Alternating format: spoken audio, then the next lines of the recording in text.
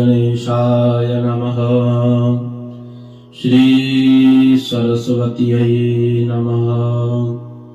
श्री गुरुभ्यो नमः। ओम नमो भगवते वासुदेवाय।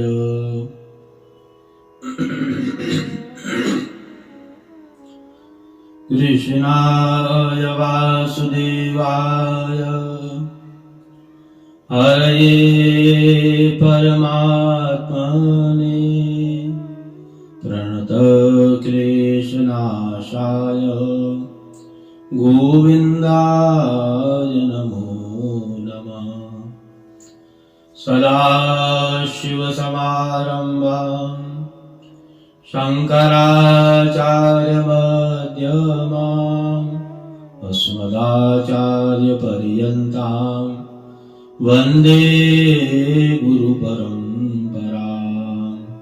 बोलिए श्री एकादशी मैया की जय। फाल्गुन कृष्ण मास की विजया एकादशी की कथा। युधिष्ठिर ने पूछा वासुदेव, फाल्गुन के कृष्ण पक्ष में किस नाम की एकादशी होती है, कृपया करके बताइए। भगवान श्री कृष्ण बोले, युधिष्ठिर, एक बार नारद ने कमल के आसन पर विराजमान होने वाले ब्रह्मा जी से प्रश्न किया, सुरश्रेष्ठ, फाल्गुन के कृष्ण पक्ष में जो विजया नाम की एकादशी होती है, कृपया उसका पुण्य का वर्णन कीजिए। ब्रह्मा जी ने कहा, नारद सुनो, मैं एक उत्तम कथा सुनाता हूँ जो पापों का अपहरण करने वाली। यह व्रत बहुत ही प्राचीन और पवित्र और पाप नाशक है। यह विजया नाम की एकादशी राजाओं के विजय प्रदान करती है, इसमें तनिक भी संदेह नहीं है। पूर्व काल की बात है, भगवान श्री रामचंद्र जी 14 वर्षों के लिए वन में गए और वहां पंचवटी में सीता तथा लक्ष्मण के साथ रहने लगे। वहां रहते समय रावण ने चपलतावश विजयात्मा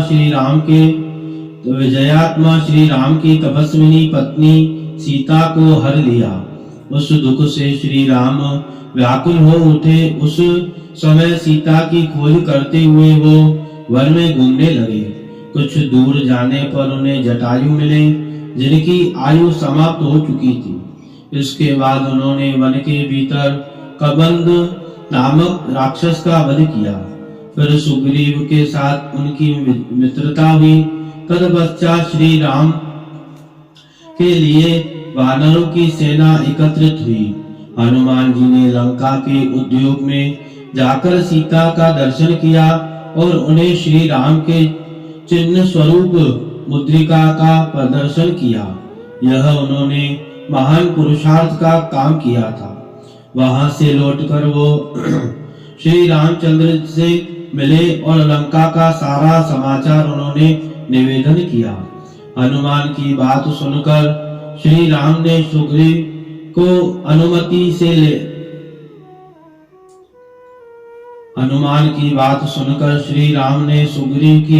से लंका को प्रस्थान करने का विचार किया और समुद्र के किनारे पहुंचकर उन्होंने लक्ष्मण से कहा, सुमित्रा नंदन, किस पुण्य से इस समुद्र को पार किया जा सकता है?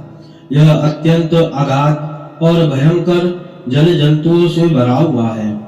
मुझे ऐसा कोई उपाय नहीं दिखाई देता जिससे इसका सुमनता से पार किया जा सके।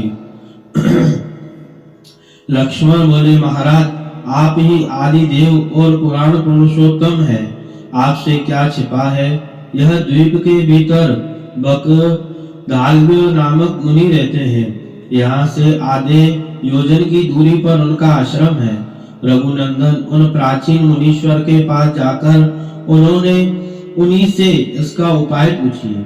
लक्ष्मण की यह अत्यंत सुंदर बात सुनकर श्री रामचंद्र जी महामुनि बकदाल्य से मिलने के लिए गए। वहां पहुंचकर उन्होंने मस्तक झुकाकर मुनि को प्रणाम किया।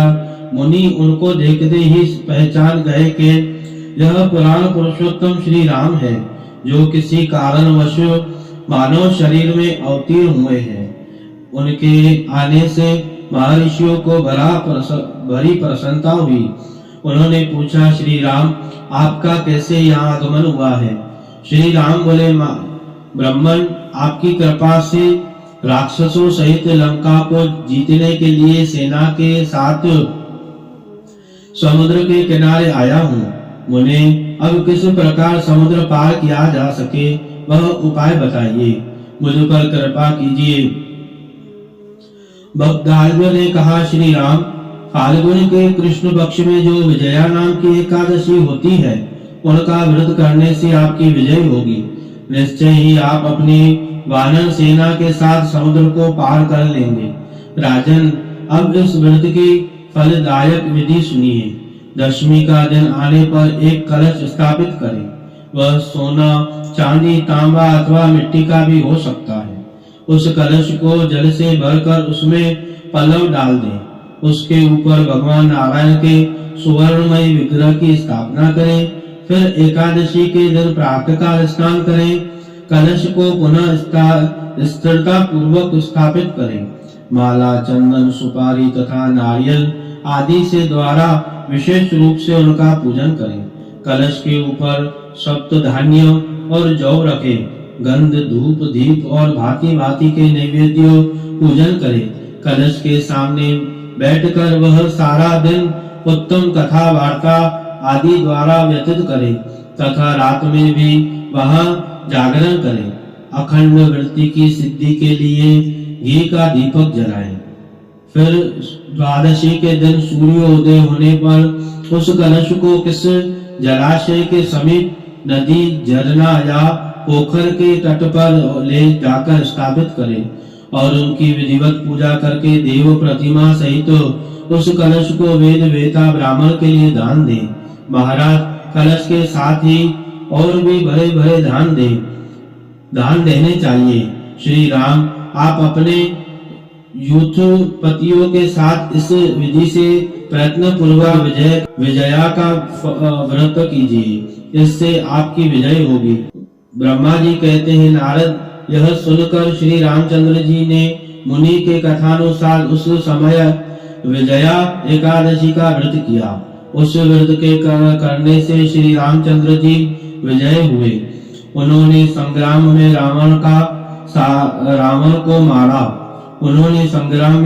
को मारा, लंका पर विजय पाई और सीता को प्राप्त किया। बेटा, जो मनुष्य इस विधि से व्रत करता है, उन्हें इस लोक में विजय प्राप्त होती है और उनका परलोक भी अक्षय बना रहता है। भगवान श्री कृष्ण कहते हैं, युधिष्ठिर, इस कारण विजया का व्रत करना चाहिए। इस प्रसंग को पढ़ने और सुनने से वाजपेय यज्ञ का फल मिलता है। एतत् कथायां श्रीमन्नारायण अर्पणमस्तु। बोलिए श्री एकादशी मैया की जय।